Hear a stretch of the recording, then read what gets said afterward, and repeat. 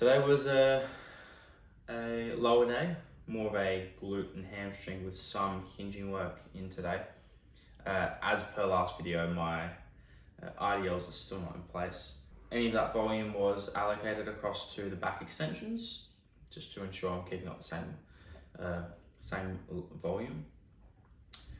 And overall, very productive session, although after doing 5 sets of 45-degree back extension deadlifts, it's going to reduce my capacity for my seated hamstring curls, which a little bit of a shock as I've only run this cycle once before, and I think I was a little bit slower in transition from back extension deadlifts to the seated hamstring curl, so the effect was slightly lesser.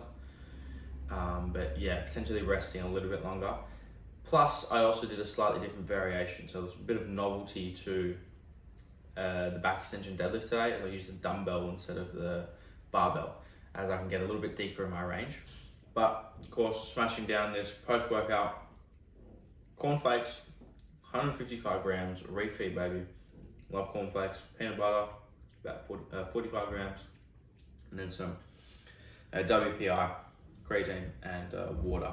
So I started the session off with 3 sets of hamstring curls, progressed across all 3 sets. Getting back into that same machine, back into my gym after being away. It's good just to sort of get back into the rhythm and know that I'm going to try and match that next week, rep for rep, and potentially even look to progress. And that's really what gets me up in the morning with training, is just that chasing of that progression.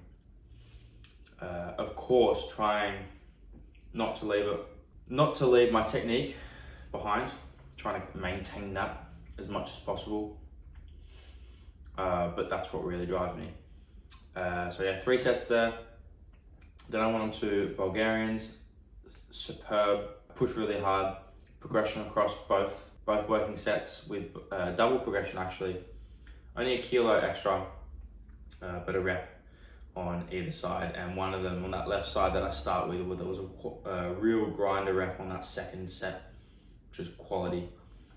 But yeah, they are a killer exercise. But yeah, really like them. And then moved on to back extensions. Used the dumbbell this time. Absolute pain to pull over the 60 kilo dumbbell all the way to the other side of the gym. I probably could have used heavier. However, the actual handles to hold the dumbbell get smaller and smaller as the dumbbells get heavier. So the ability to get both hands in between actually gets more difficult. So I might give it a go next week, but crossing over fingers or some sort of setup like that. But you have to use a resistance band. It does just help hold that dumbbell in place, and means that you can really focus on loading the posterior chain. But yeah, really enjoyed the extra range. Didn't aggravate my back, definitely put it under more load compared to the back extension deadlift from the floor with the barbell. But I wanted to introduce that, as I do think it is slightly better variation than what I was doing previously, as I get extra range of motion. I then moved on to some seated hamstring curls to finish, had a little bit of assistance, but just didn't expect as much fatigue for those 3 sets there as was present. Normally I only do 3 sets on the back extension deadlift, and whilst that is already high, it doesn't create as much fatigue.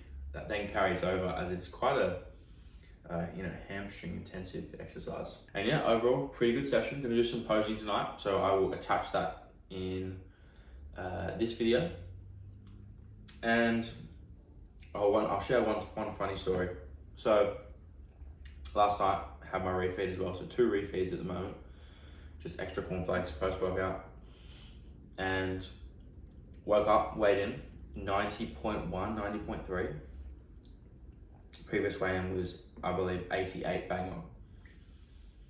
Already been to the bathroom to do a number 1.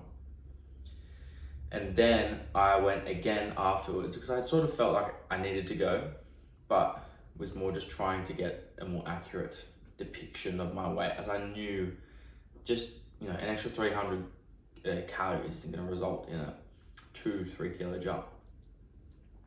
So I went to the bathroom, came back out, weighed in at 87.8. So the lowest I've weighed in currently, but that's just a clear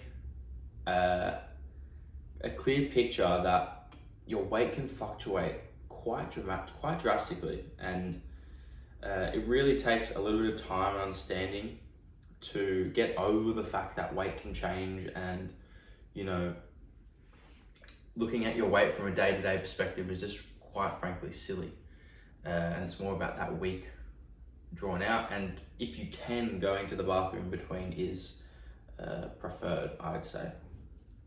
I'm going to smash this down. Not really much else to comment on.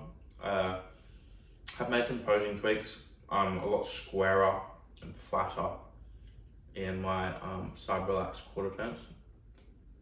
And then just playing around with, should I completely tuck my hips in, so get that glute fully contracted, or have it slightly out? I probably think somewhere in the middle will be best case scenario.